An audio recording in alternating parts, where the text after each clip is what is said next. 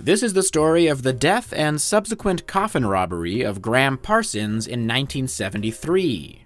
And if you're wondering who Gram Parsons is, he was a singer-songwriter and guitarist known both as a solo artist and for his time as a member of the Byrds and the Flying Burrito Brothers. After dropping out of Harvard at the age of 19, Parsons quickly became a well-known presence in the country rock music scene. But like pretty much every single person in music at that time, and also today, Parsons had a penchant for drugs. And like many people who enjoy drugs, he had a deep love for Joshua Tree National Park. He would frequently go there with his friends to take psychedelics, reportedly experiencing multiple UFO sightings. Very smart of the aliens to only visit people who are high out of their minds. But sadly, it was during a trip to Joshua Tree that Gram Parsons died. At the time, Parsons and his wife had recently separated, and he had rekindled a relationship with an old high school sweetheart named Margaret Fisher. So he and Margaret went to Joshua Tree with Gram Parsons' friend and personal assistant, Michael Martin, and Martin's girlfriend, Dale McElroy. The four of them were staying at the Joshua Tree Inn, a motel near the national park. But eventually, the weed was running thin, so Michael Martin volunteered to drive back to LA and pick up some more. That's a true friend right there. While Martin was away, Parsons invited the girls to drink with him. But they both declined, prompting Parsons to say, "I'll drink for the three of us," before having 6 double tequilas. And for those of you who don't drink, that's the equivalent of 12 single tequilas. He then decided that the best thing to accompany the tequila, besides a slice of lime of course, was some morphine.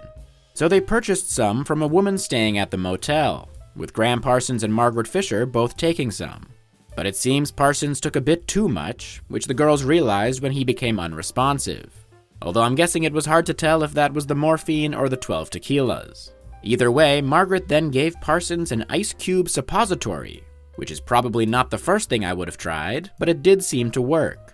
Dale McElroy later described it by saying, "Margaret quickly took down his pants and pushed 2 or 3 ice cubes up his ass. To my astonishment, in a matter of seconds he had regained consciousness, had made some joke about what we were doing with his pants down, had gotten up and was walking around the room. I'd never seen anything like this in my life.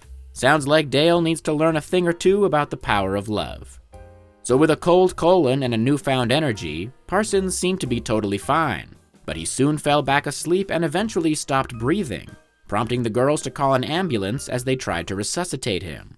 Unfortunately, it was too late, and Gram Parsons died on September 19th, 1973 at the age of 26. As sad as his passing was, it was also the beginning of a series of very strange events. At the center of it all was Gram Parsons' manager, Phil Kaufman. And Phil Kaufman is a particularly interesting man, joining the music industry in the late 60s after getting out of prison for marijuana smuggling. While in prison, he had befriended none other than Charles Manson, and he ended up living with the Manson family while his career as a manager was getting started. During that time, he claimed to have had sex with more murderers than anyone else in show business, but ultimately left the family because he was too smart. And I guess there is something smart about joining a cult while they're in the lovemaking stage and leaving before they get to the murdering stage. That's like selling Lehman Brothers stock in early 2007. But Phil Kaufman later helped publish Charles Manson's music after the Manson family murders, which is a bit like buying back your Lehman Brothers stock in mid-2008. Anyway, by 1973, Phil Kaufman had become the tour manager and close friend of Gram Parsons. In fact, he was the one who encouraged Parsons to visit Joshua Tree and relax. But when Parsons relaxed a little bit too much, Margaret Fisher was quick to call Phil Kaufman, who instantly went into damage control mode. Kaufman arrived in Joshua Tree on the same day that Parsons died, by which point Margaret had already cleaned all the drugs out of their hotel room. Kaufman took those drugs and hid them in the desert, which I'm sure turned into a wild night for a hungry coyote. Kaufman then contacted the local police who were looking into Parsons' death, promising them that he would help with their investigation and would bring Margaret and Dale in for questioning. Instead, he immediately drove the girls back to LA in Gram Parsons' Jaguar. But that was far from the end of the saga. You see, 2 months before his death, Gram Parsons had attended the funeral of musician and fellow member of the Byrds, Clarence White. And after seeing White get a very traditional Christian funeral, Parsons told Kaufman, "Don't let this happen to me," and explained that he wanted his ashes to be scattered in Joshua Tree when he died. And Kaufman took that request to heart when his friend overdosed a couple months later, setting out to cremate Gram Parsons and spread his ashes in the national park. Unfortunately, there was one small obstacle in Kaufman's way: Gram Parsons' stepdad. Both of Parsons' parents were dead by this point, and Gram's stepdad Bob was looking to inherit the estate of his late stepson. But no, he wasn't desperate for the royalty checks of the flying Burrito brothers. Gram was actually the heir to a portion of a fruit company founded by his grandfather, and Bob was looking to enjoy that sweet citrus cash. So what the hell does this have to do with his body? Well, Bob was a resident of Louisiana, and Louisiana's laws are heavily inspired by the Napoleonic Code, a French civil code first drafted in 1800. And part of that code basically said Gram's stepdad Bob would be able to inherit his stepson's estate if he could prove that Gram was a resident of Louisiana. Unfortunately for Bob, Gram was not a resident of Louisiana. But the weird laws of the state meant that if Gram was buried in Louisiana, it would greatly help Bob's case that Gram lived there, even if it was just his corpse living there. So he arranged for Gram's body to be shipped from Los Angeles to New Orleans, meaning that, like so many problems in our world, the blame can be placed on the French. Now that you've hopefully survived the part of the video where I talk about Napoleonic estate law without shooting yourself in the head, let's get to the coffin stealing. Phil Kaufman contacted the local coroner's office and found out that Gram Parsons' body was going to be shipped out of LAX. So he and Michael Martin devised a plan to intercept the shipment and save Gram Parsons from being buried in Louisiana for the rest of time. But for the plan to work, they would need a hearse. Thankfully, in a weird stroke of luck, Dale McElroy actually owned a 1953 Cadillac hearse, which she and Michael would go camping in. Which is honestly not a bad idea if you can get past the fact that you're sleeping in a hearse. So Phil and Michael borrowed Dale's hearse, which had no license plates and a few cracked windows, and went to LAX pretending to be employees of a funeral parlor. Except they decided that they looked too ridiculous in suits, so they just showed up wearing jeans, cowboy hats, and cowboy boots. I guess even funeral parlors can have a Wild West theme. The men showed up at the loading dock just as Gram Parsons' body was being delivered. They had both gotten drunk to give themselves the courage to commit this crime, and Phil Kaufman used his drunken charm to convince the cargo manager that the body was instead going to be shipped out of a private airport, and the fellows from the cowboy funeral parlor were going to drive it there. Then he signed the paperwork under the name Jeremy Nobody. It seems the cargo manager didn't think there was anything suspicious about a guy named Jeremy Nobody dressed as a cowboy with a run-down hearse collecting a dead body at the last minute to ship it privately. I guess that was a normal occurrence. Meanwhile, a police officer had pulled his vehicle in front of the hangar. But the fearless Phil Kaufman asked him to move the car and then had the balls to ask the cop to help them lift the casket into the hearse. Nothing like the power of liquid courage. But maybe Michael Martin had a bit too much liquid courage, because once they had loaded up the hearse, he immediately drove it into a wall. And yet, somehow, the police officer was not even a little suspicious of the men, simply telling them, "I wouldn't want to be in your shoes now," and letting them drive off. The 70s really were a different time. Phil Kaufman and Michael Martin drove the hearse to a gas station and filled up a can of gasoline.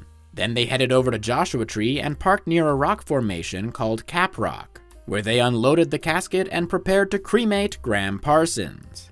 And what was their strategy for cremating their dead friend? Opening the casket and pouring 5 gallons of gasoline into it, before lighting a match and setting the whole thing on fire. I'm sure that's exactly what Gram Parsons had in mind. After turning a coffin into a fireball in the middle of the California desert, the men immediately fled the scene.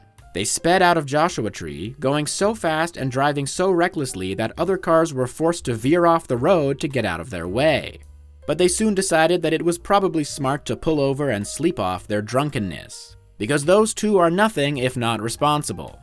Meanwhile, campers at Joshua Tree noticed that something was burning and called the park rangers. And back in LA, the police were alerted of a body theft when nothing showed up in Louisiana.